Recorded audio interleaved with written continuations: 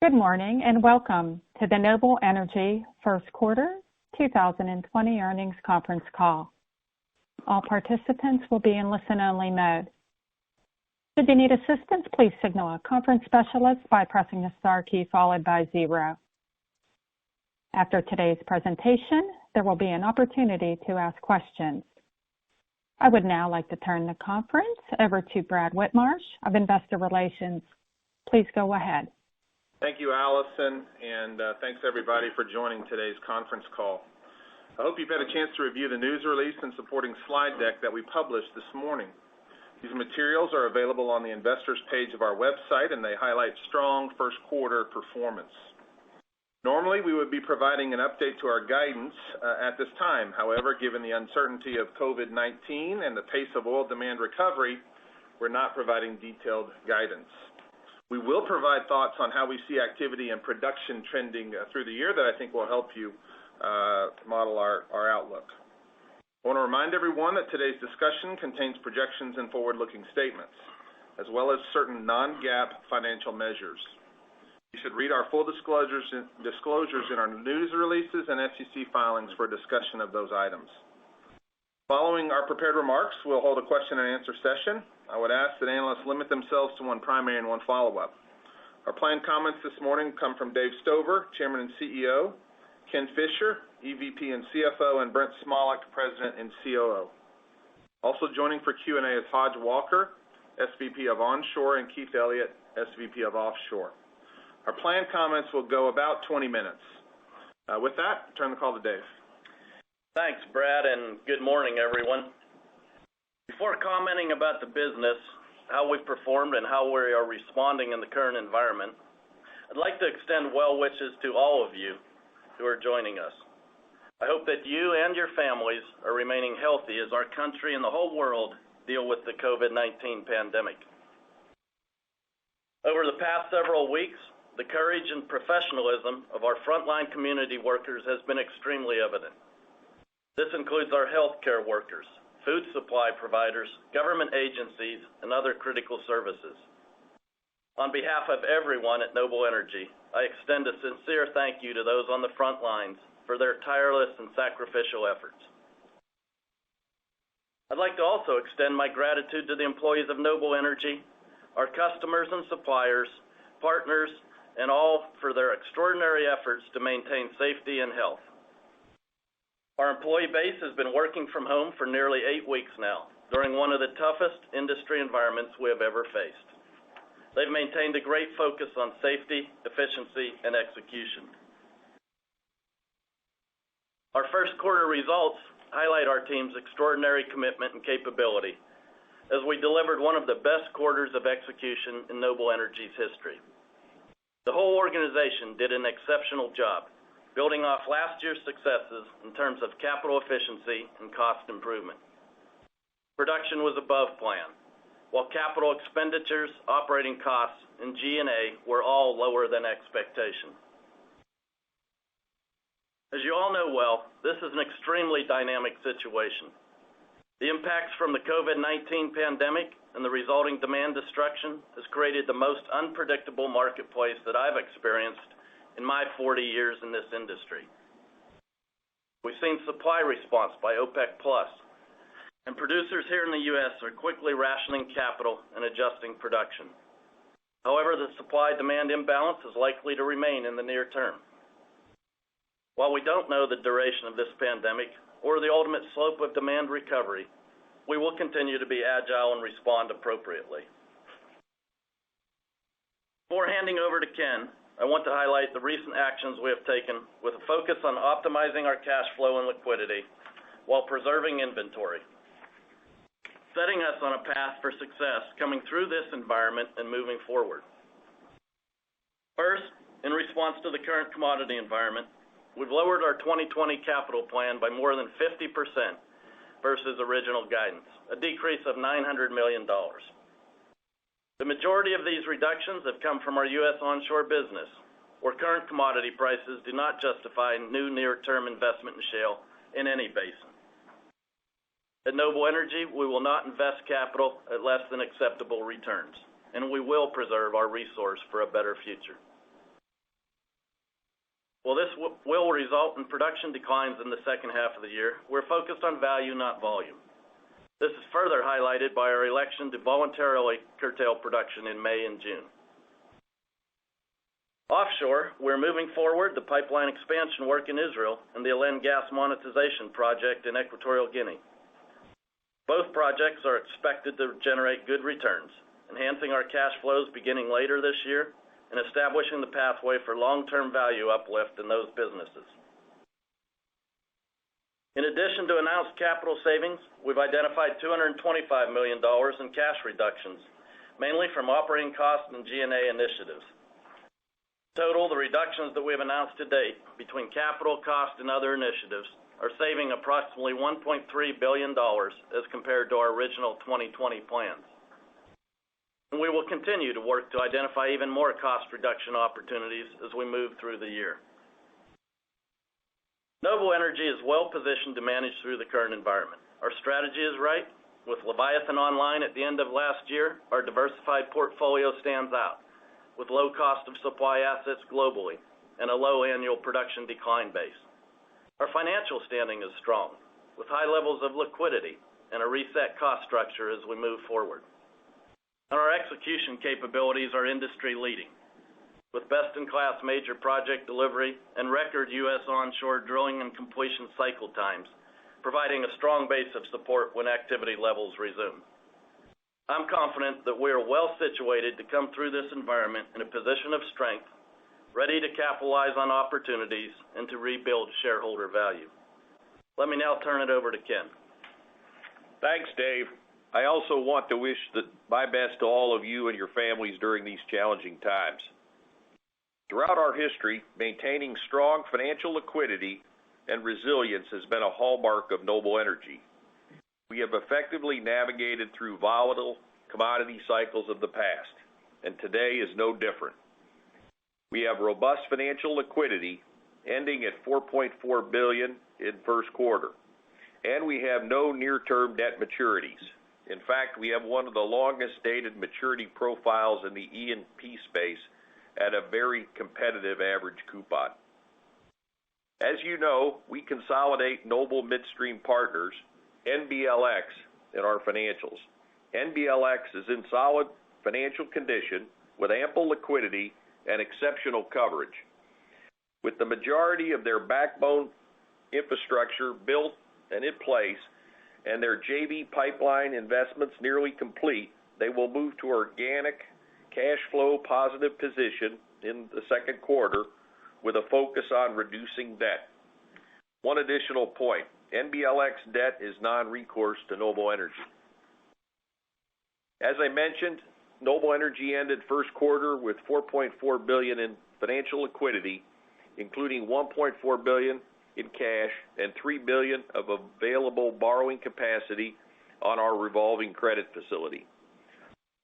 Our unsecured investment-grade revolver is one of the strongest in the energy space, backed by more than 25 banks. It contains only one financial covenant, a debt-to-capitalization ratio of less than 65%. On the covenant calculation, we ended first quarter at approximately 35% debt to capitalization. Similar to commodity cycles of the past, we have protected our cash flows with our commodity hedging program. During the quarter, we took the opportunity to bring forward cash proceeds through monetization of certain crude oil hedges that had reached maximum value. This contributed to the total $208 million of net hedge proceeds in the first quarter. Additionally, we added significant oil hedge coverage for the remainder of the year to protect cash flows. The majority of second quarter is locked in at fixed price swaps of nearly $36 per barrel WTI. Second half is also well protected with a combination of both fixed price swaps and three-way collars between $30 and $40 per barrel WTI. The value of our forward hedge position as of the end of the first quarter was approximately $235 million. In summary, we are confident in our financial position with robust liquidity, a well-managed maturity profile, solid hedge protection, and the cash flow contribution of our long-term international gas assets. Now let me hand it to Brent. Thanks, Ken. Good morning, everyone. I also want to express my gratitude to the Noble and Noble Midstream employees for their performance during the pandemic. Our office-based teams have kept the business running effectively while working remotely since mid-March. Our field-based teams, on-site teams, have quickly adopted new health and wellness practices to safely execute our day-to-day operations and to successfully manage logistics and global supply chain disruptions. As Dave mentioned, we built upon 2019's execution successes and we delivered an exceptional first quarter. In the U.S. onshore, we drilled and completed our fastest wells to date, and average well costs in Q1 were down 10 to 15% versus budget. In 2019, our average well costs were $6.2 million and $8 million respectively for the DJ and the Delaware, and during the first quarter this year, we delivered them for $5.4 and $6.8 million. Production expenses have also improved with total U.S. onshore unit production cost more than 50 cents per BOE below plan. We exceeded expectations on sales volumes with strong base performance and new well productivity, and our operational efficiency gains resulted in higher TIL counts than expected with meaningfully lower capital. The first quarter was a high point for U.S. onshore execution, and although the onshore activity is not warranted in the current environment, these milestones are still important. When we choose to restart, we'll be building on a stronger operational foundation. In the Eastern Med, we advanced the Leviathan commissioning process, delivered over 92% facility runtime in the second quarter, and satisfied all of our domestic and export gas sales contracts. I'm happy to report that the platform commissioning is nearly complete, reliability is high, and we've delivered close to 100% runtime over the last month. Following a strong start to sales in January and February, the economic slowdown from COVID became visible in the Eastern Med region, which impacted power demand and natural gas consumption in March. Turning to EG, strong oil liftings in the quarter benefited from our Sing 6P well and active production decline management at both the Alba fields and the Alen fields. Looking forward to the remainder of 2020, in the U.S. onshore, we have a revised capital plan of $575 million for the year, with over 55% of that spent in the first quarter. All completion activity has been suspended, and drilling activity has been reduced to one rig in the DJ Basin. The plan includes $75 to $100 million for the option to complete DJ wells in the fourth quarter. We'll hold that capital decision until late this year based on a variety of factors, including the extent of oil price improvement. If we elect to carry the DUCs into next year, then the U.S. onshore capital will be under $500 million this year. Due to low crude oil realized pricing, we've also voluntarily curtailed May net production by 5,000 to 10,000 barrels of oil per day. For June, we expect to curtail 30,000 to 40,000 barrels of oil per day. We made these decisions on shut-ins in two tranches. The first bucket is lower productivity wells, which are not covering variable operating costs. We're also deferring production from certain higher rate wells for better value in future higher price environments.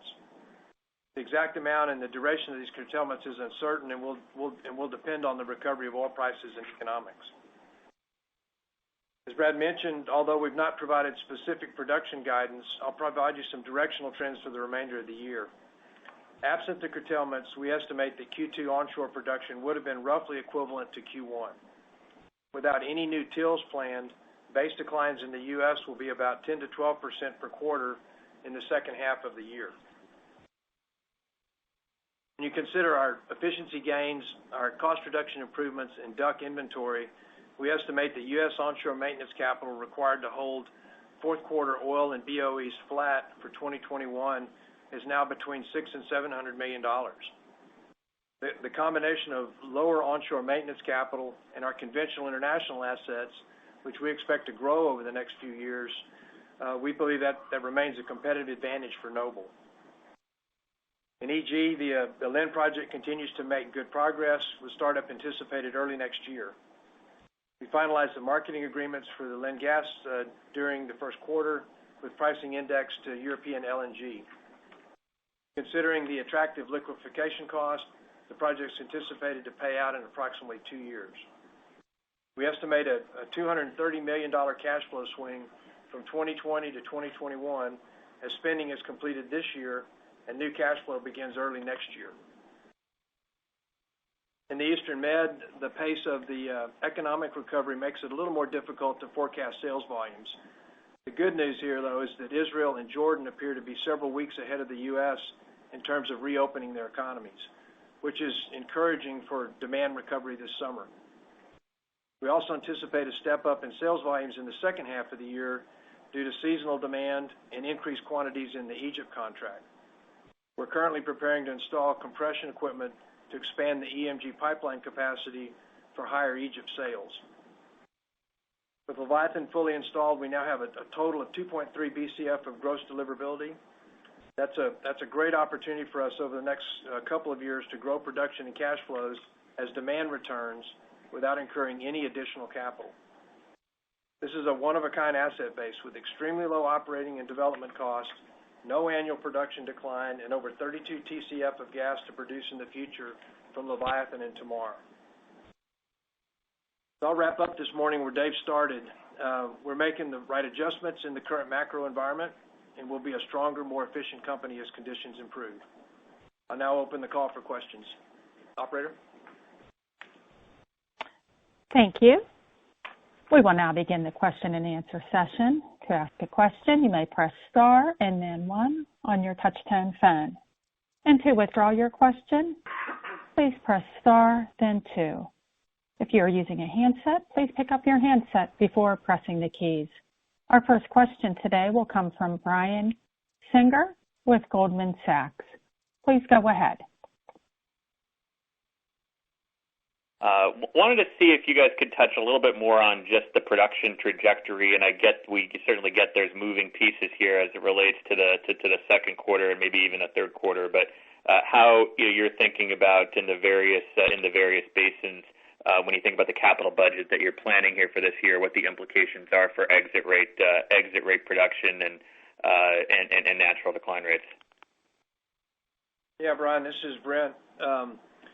As I outlined in some of the prepared comments, the way we're thinking about it is that Q1's in the bag. We've given some pretty clear direction, I think, on shut-ins as best we can guesstimate them for now for May, June. If you back those out of Q1, that I think we would have otherwise been a bit flat in Q2. And then our U.S. onshore overall declines about 10 to 12% a quarter. So I think that gives you pretty good direction on how we think it's going to play out for the year. With the capital the way we've designed it, we're going to have that one rig running in the DJ for most of the second half of the year, if not all. If we do the completions that we've got in the $75 to $100 million in the capital, that'll be fourth quarter. So it'll have a fairly small or no impact on exit volumes, right at the end of the year, but it'll be, wells that could potentially come on in early Q1. So that's kind of generally how we're thinking about the U.S. onshore part of the business. International is largely going to be, wrapping up the two projects, the Alen project and EG and the compression projects, pipeline work that we're doing in Egypt and Israel. Great, thank you. And then my follow-up is a little bit more bigger picture. When you think about the various areas in which Noble is operating and the environment that we're in, how do you think about really two things? One, free cash flow, and then how that would be returned to shareholders. At what point would you think about bringing the dividend back more meaningfully? And then also more on the consolidation front, do you see Noble as a participant in that either during the down cycle or when things normalize? Yeah, Brian, this is Dave. I'll start on the first one. On the free cash flow, that's still our focus.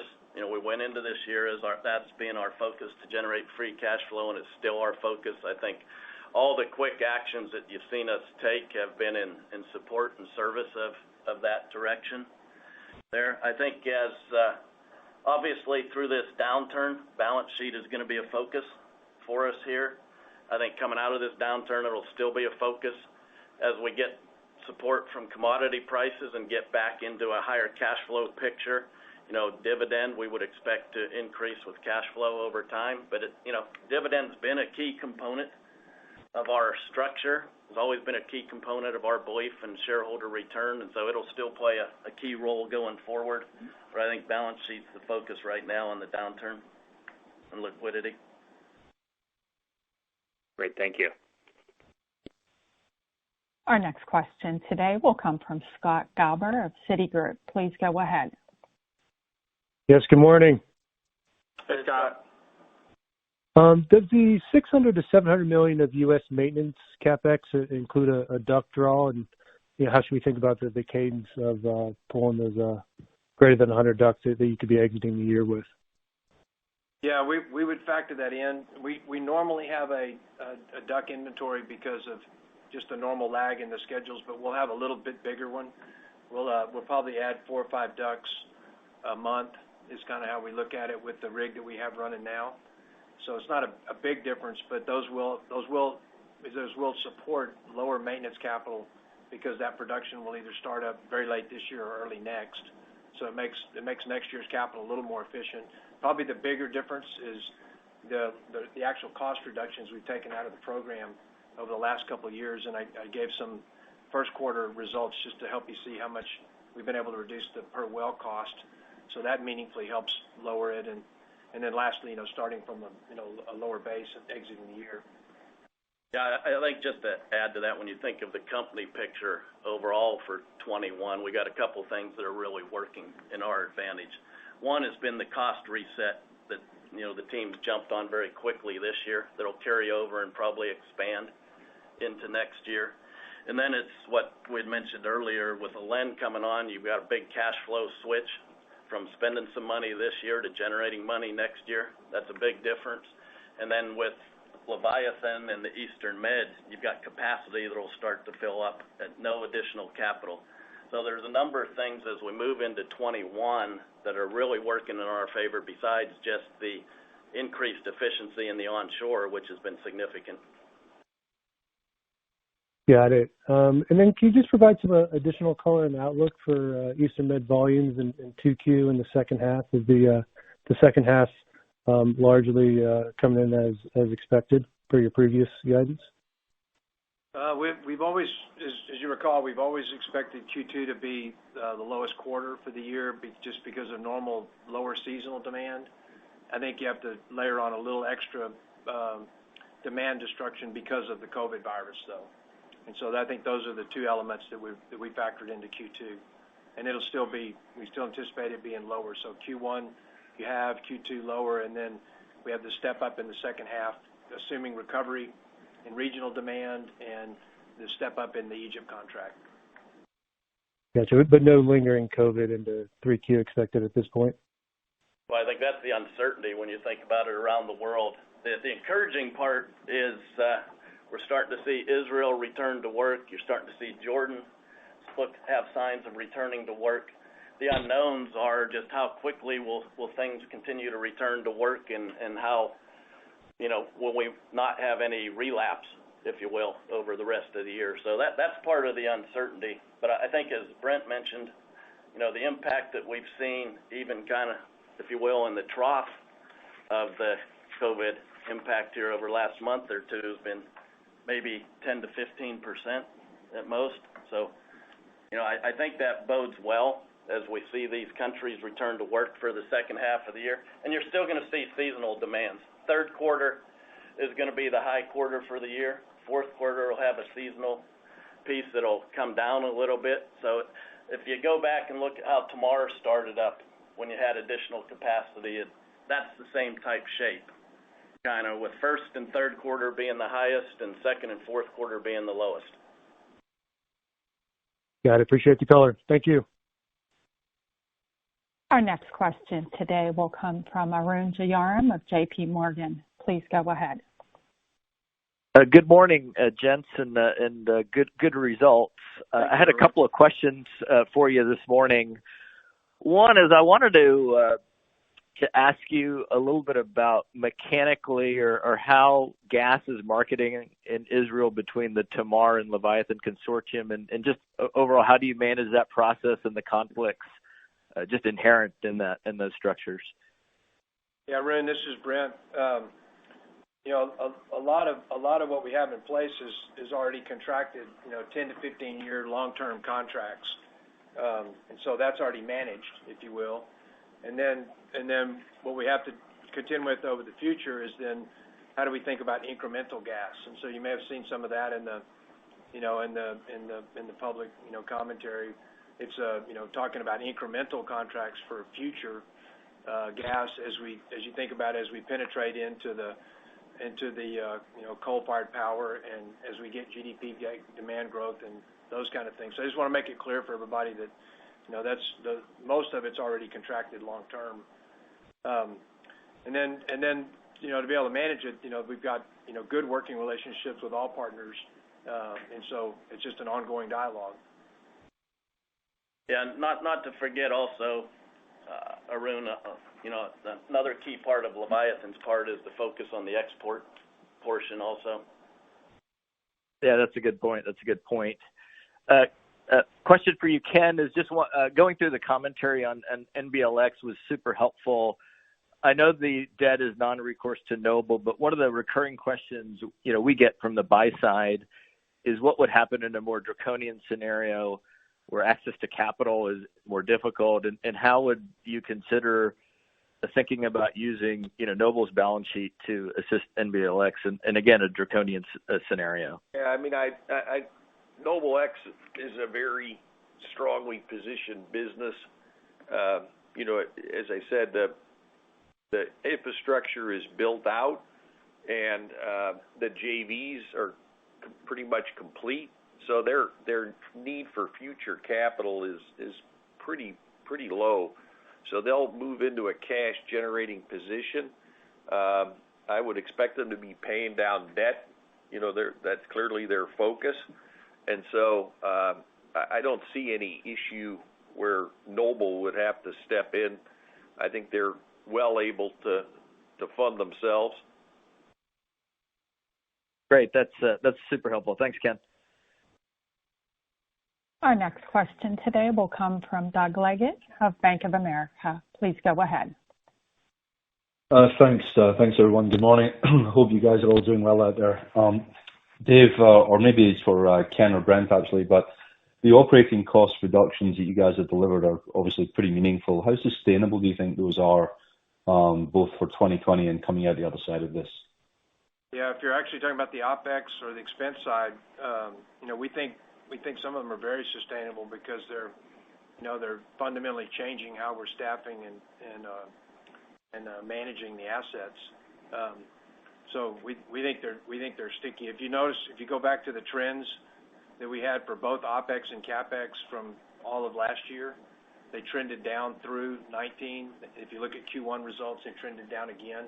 That gives me some hope or belief that there are bigger structural changes we're making. They're not transient. Okay, I appreciate that. Doug, add to that. Go ahead. Thing on the G&A part of that, because you asked on OpEx, but on the G&A part of that, I think there are some things that are going to be very sticky as we move into next year that we saw maybe half or less than half of the benefit this year that'll the next. Okay, I appreciate that. I don't think all of us are assuming much of this is sustainable. That's why I asked the question. But my follow-up question, if I may, is you guys are obviously differentiated with growth opportunities outside of the U.S. I just wonder that, given the Alen startup next year, is there any color you can give us on how you see the trajectory after you get the initial backfill to the Bioko plant? And in light of that and Leviathan, what is the right growth rate for the U.S. coming out the other side of this? And I'll leave it there. Thank you. Yeah, so Doug, we've talked a few times about that we'll just be basically backfilling as the Alba gas declines. We'll be backfilling that decline kind of molecule for molecule. Over the next 2 to 3 years, we'll see growth from the Alen project. And what we said, even way before the virus early last year is that, we think that the model is, lower growth rate model, and we had already started moving there for the U.S. onshore part of our business. So I think we'll stay in that mindset that because we're advantaged on growing, Israel volumes and growing EG volumes, less pressure on us to have to grow U.S. All right, guys. Appreciate the answers. Thank you. Our next question today will come from Charles Meade of Johnson Rice. Please go ahead. Morning, Dave, to you and your whole team there. Hey, Charles. I wondered if you could, going back to, you said something in your prepared comments that struck me. You said, that you don't have acceptable returns in any basin in the U.S. onshore now. But could you give us an indication? And I guess this kind of gets back to not just the shut-in question, but also Brent's comments about perhaps going back to work on the completion side in 4Q. What is the WTI level we should be thinking about for where those returns would become acceptable? Yeah, this is Brent again. Yeah, I think Dave's comment was at the current kind of low commodity price, there's no basin in the U.S. that's economic. But if you look at our stack, the DJ is the highest returns we have in the U.S. onshore, and it will be the first to come back in to being acceptable rate of return, and that's why we have the rig running there, and we've created the option to spend the completion dollars. Again, we'll hold that option till late in the year, and then decide if we're going to spend them or we'll roll the DUCs into 2021 for those. But that program, is pretty good economics around $40 flat, the way we look at it today. So that's why we're taking the actions we're taking. Got it. That's helpful, Brent. And then as a follow-up, any color you care to offer on where geographically the shut-ins that you're seeing for May and June are coming from? Yeah, the bulk are going to come from DJ and Delaware, obviously, and we started in that first tranche of the lower rate wells and the older wells, and so that naturally moves some of that more to DJ because we've got the older vertical wells in the program. Delaware is newer for us, so it has less of those low rate, late life, higher cost, lower margin kinds of wells in the portfolio. So probably something like 2/3 a third DJ Delaware. Thank you, Brent. You bet. Our next question today will come from Wells Fitzpatrick of SunTrust. Please go ahead. Hey, good morning. Morning, Wells. You guys have talked a lot about the demand impacts in the Eastern Med. Just from a modeling perspective, should we expect those to materialize via volume or via price? And you talked about the March impact. Was April flattish, maybe a little bit worse, as would be the trend on say oil demand in general, or more stable? Yeah, what was the second question? Oil demand in the Med. First question. Yeah. Is the impact of the demand destruction in LaVar and Tomyathan, is that gonna flow through to y'all via lower volumes or via a lower price? And you talked to it being impacting March. How did April look? If you can give a guess. Okay. Yeah, for the Med. Yeah. So just again a reminder that our prices are set by contract or by floors in the contracts, and so those are long-term, 10 to 15 year, agreements that we have in place. Everybody's performing on those agreements, and so really we think of the uncertainty more as the volume uncertainty in the near term because of the impacts on demand in the near term. So that's the way we're tending to manage through it. We started the year really high. January and February we hit days that were 1.6 to 1.8 BCF a day gross between Tamar and Leviathan. So that tells you what sort of when the market's full on, cold days, high demand, we were able to deliver those kinds of numbers. We saw the impacts show up in March, so March was lower. That goes into the average for the quarter, and we're seeing about the same levels in April as March. So what we hope is, the government has announced that they want to open up fairly aggressively. A lot of the offices are now up to 50% staff. Schools are opening. Summer's coming on. So as it trends back to sort of normalcy, we hope to get back on normal trends this summer.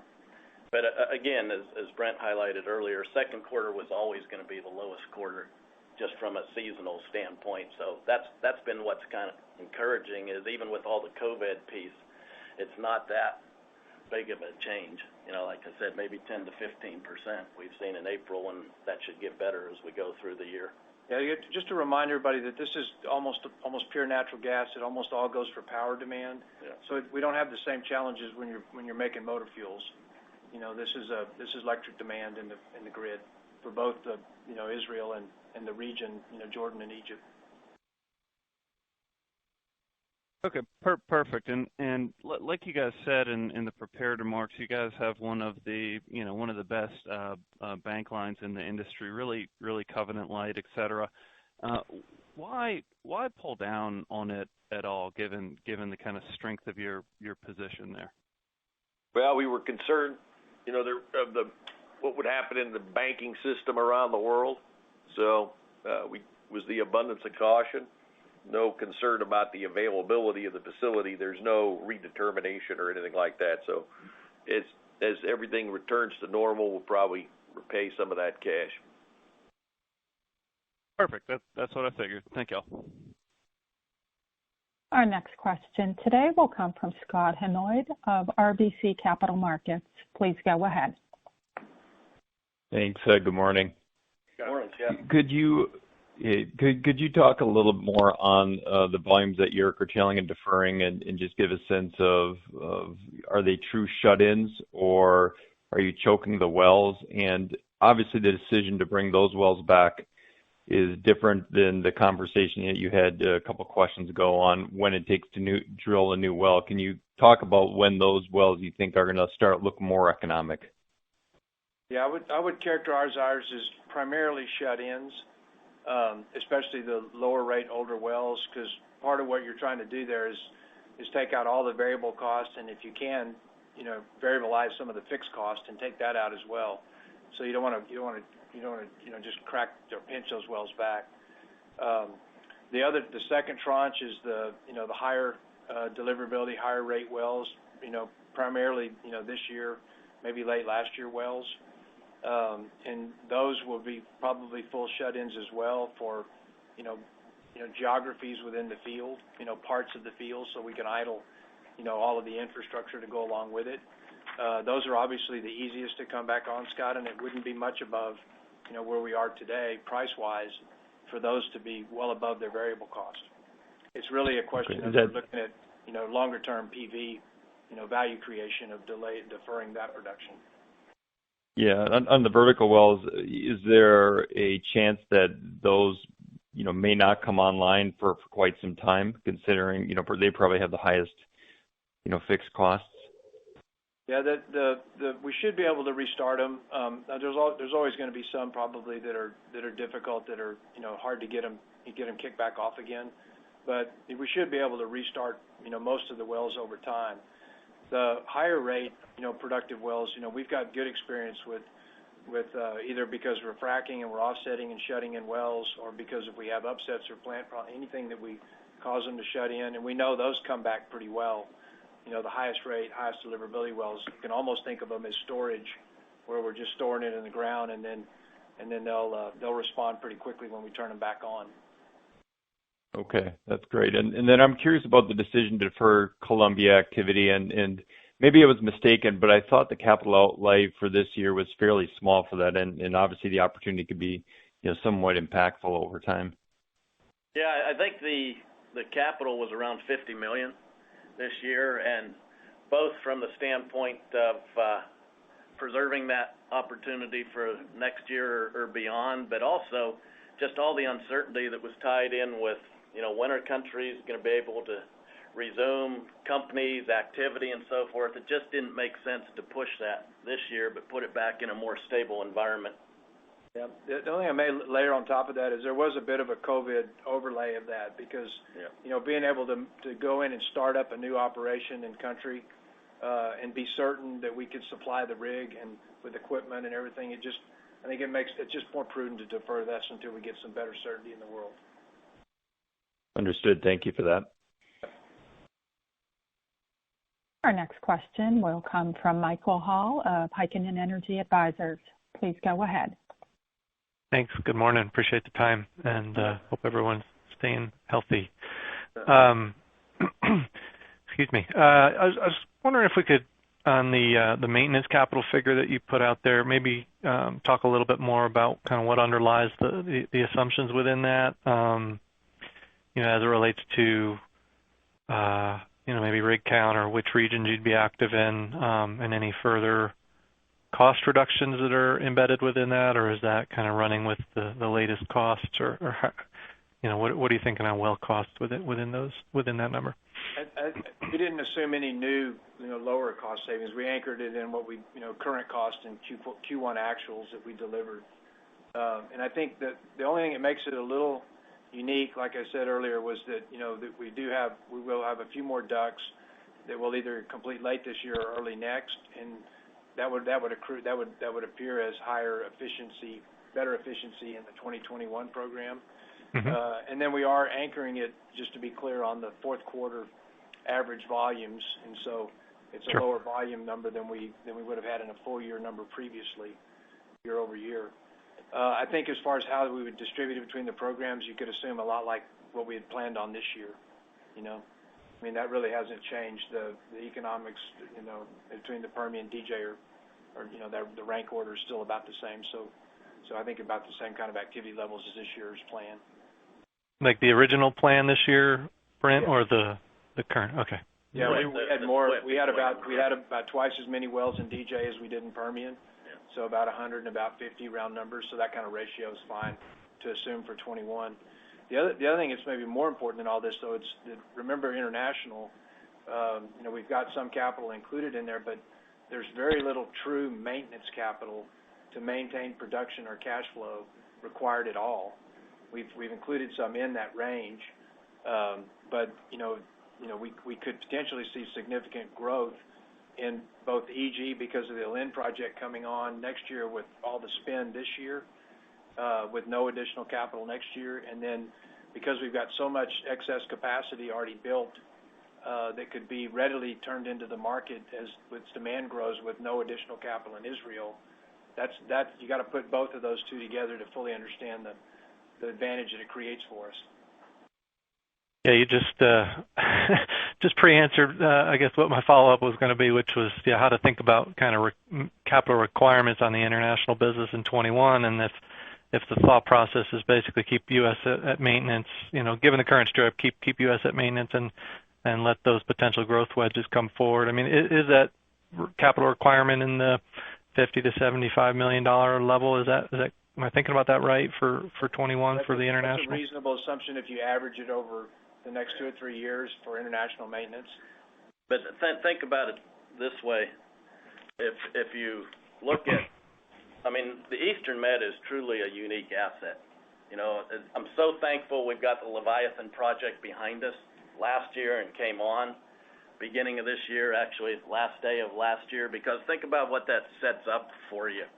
You've got capacity to grow into the 2.3 BCF a day that's established right now, and that's what creates the unique asset. You can grow into that at essentially no capital over the next couple of years. And then you combine that with a Lynn that will be on by early next year, and as Brent mentioned, will continue to grow as its capacity increases from the need for additional gas in the onshore LNG facility. Those are two unique positions to have as you go into next year.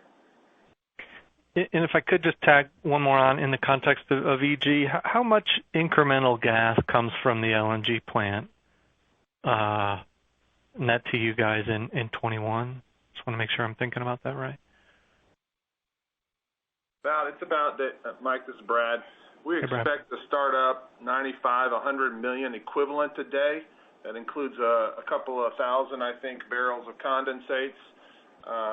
And so we expect to start up net to us 100-ish million, 300-ish million on a gross basis. And as the guy said earlier, that should be able to grow for a couple of years from there. Okay, that's helpful. I appreciate it, guys. Thanks very much. Our next question will come from Devin McDermott of Morgan Stanley. Please go ahead. Hey, good morning. Thanks for taking my question. So I wanted to just build on some of what's already come up, but really the free cash flow potential of the business. And if we think about some of the moving pieces going into 2021, you have the step up in Eastern Mediterranean volumes with the Egypt contract you mentioned. You have the step up in EG, and also the step down in CapEx there. And you also have some of the ongoing efficiencies and cost savings that you've talked about that'll flow through on a long-term basis.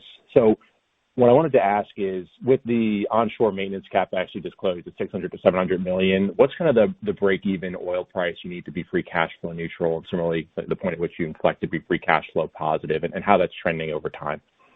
Well, I think the trend over time has been very positive. When you just think about all the things you described, it's probably $5 to $10 lower than maybe what it would have been previously. So, you're looking on just a specific free cash flow number, you're probably in the 40 or less potential type range.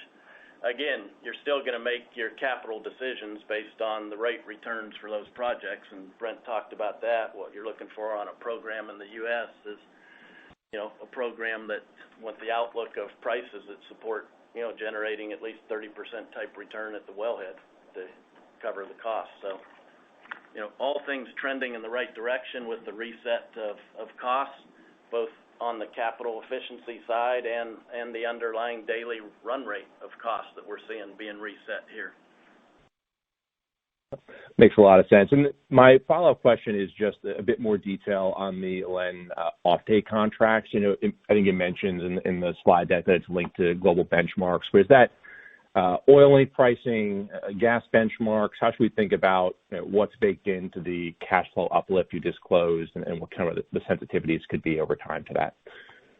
Yeah, those contracts aren't public, but what we've been signaling is that they're gas indexed to European gas prices. So if you start there, back off transport, really competitive liquefaction, you still get to, good netbacks in the field that pays out in a couple of years, pays out the project in a couple of years. So hopefully that's enough clarity to kind of give you a sense of how strong the project is. Does the cash flow uplift bake in something close to the strip for European gas prices for 2021? Yeah, I mean, you pick your price, but that's how we think about it, is start with European landed LNG. Perfect. Thank you very much. Our next question today will come from Jeanine Wai of Barclays. Please go ahead. Hi, good morning, everyone. Hey, Jeanine. My first question, I'm just going to be following up on a few of the other questions on regarding Michael and Devin's questions about maintenance CapEx. We've been pretty impressed by industry commentary on how much base declines are expected to improve in 21, given the big CapEx cuts this year. So do you have an estimate of how much improvement your base decline in the U.S. would have year over year, and what's embedded into your updated 650 maintenance number? And I know you mentioned this 10 to 12% declines per quarter in 2Q or in the second half of the year, but just wondering what that might improve to in next year. Yeah, I think the thing you can look back is how prior years, as we layer in a new year's worth of capital and uplift on top of the existing base, we don't change the base that fast. Right, so it's going to be a few percentage better as we go from 20 to 21 if we have less new wells coming on this year than we otherwise would have had. Okay, great. That's helpful. And then maybe following up on Wells' question on the Eastern Med, and I'm not sure how much detail you can discuss, but can you maybe talk a little bit more about the contract volumes and how those fluctuate with oil prices? I guess in particular, we're wondering if you can provide some color on the Delfinus contract, that if we understand Delic's comments correctly, and we might not, I think that contract allows the buyer to reduce volumes when Brent falls below $50 average for a single year, but I know there's a lot of moving pieces in that. Yeah, let me start that and then maybe hand it to Keith. So just a reminder that that's the project that we're installing the compression on now.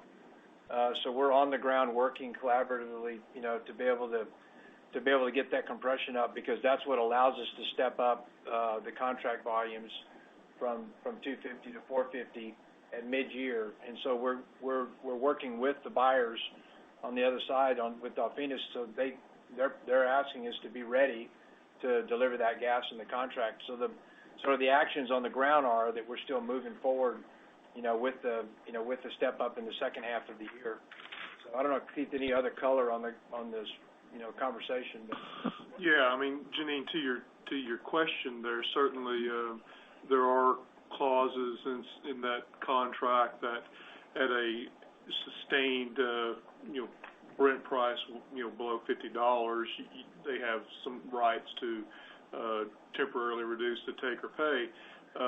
But I think the key point is what Brent's describing as we're engaged with the customers down in Egypt. They're asking us for assurances that the compression is going to be online on July 1st. They're not asking us about reduction in takes.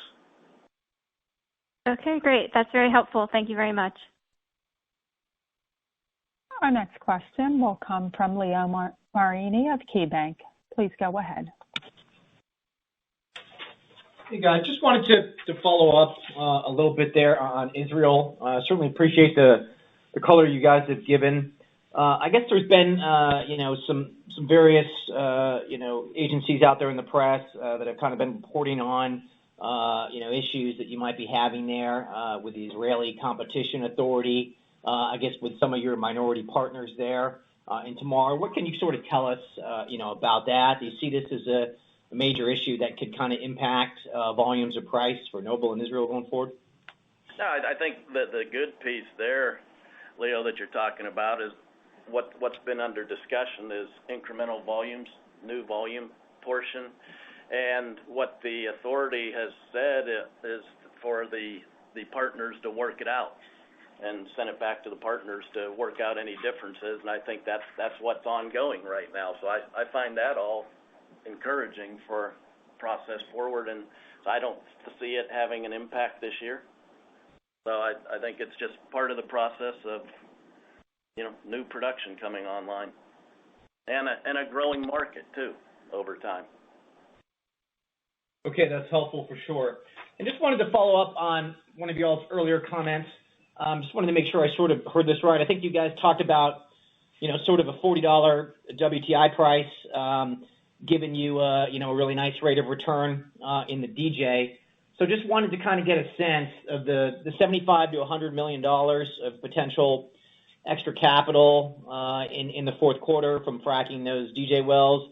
Do you need to see 40, or is it below that, just given that you've already spent the drilling capital on those wells? No, I think we need to look at it, full cycle for the well, and we need to have our belief that we're going to be in a forward world that's in the $40 range. So I think that's the way you need to think about it. Is we don't necessarily have to have it in the strip and be able to hedge it, but we got to have a belief that we're coming out of the recovery here. That's the way I would think about it. So, and I think since you've asked, Leo, I think it's important just to remind everybody that option, will exist up until the beginning of the fourth quarter if we spend that capital or not. So I think it's, we wanted to point it out to you because that's how we're thinking about the business and create that. But if we don't spend it, the U.S. onshore will be sub $500 million this year. Okay, that's very helpful color. Thank you. Our next question will come from Gail Nicholson of Stephens. Please go ahead. Good morning. You guys have achieved really great efficiencies over the last several quarters in the U.S. With the deceleration of activity, what steps are you or can you take to make sure you preserve those efficiencies on a go-forward basis when activity resumes? Hey, that's a great question, Gail. Thank you. So part of what we've done as we've slowed the activity down, the teams that are working on that are doing everything we can to archive all of the best practices and processes that we've improved over the last 2 years or so, to make sure that we've got every step of every part of the operation clearly documented on how we've been able to deliver it. And that includes all the relationships with our service providers, and that means everything we do internally and how we plan and execute. So we've done it before. If you remember, we had a little slowdown in the fourth quarter at the end of 19, and we ramped that activity back up in the first quarter of this year. And look at the results of the first quarter of this year, how good they are. So we got a restart plan that we're working on right now. Great. And then a part of the $225 million of savings you guys have talked about this year is asset retirement savings. Can you just talk, has that been completely removed from the system, or have you just pushed those AROs to the right? Now, we've had efficiency gains in those, just like we have in other parts of our operations. So we're able to, it's primarily up in the DJ, but we're able to abandon the wells at a lower cost per well. But we're also doing less of them this year because we've reduced the drilling activity, so we have less plugging in and around the drilling program that we do in advance of drilling them. So it's a combination.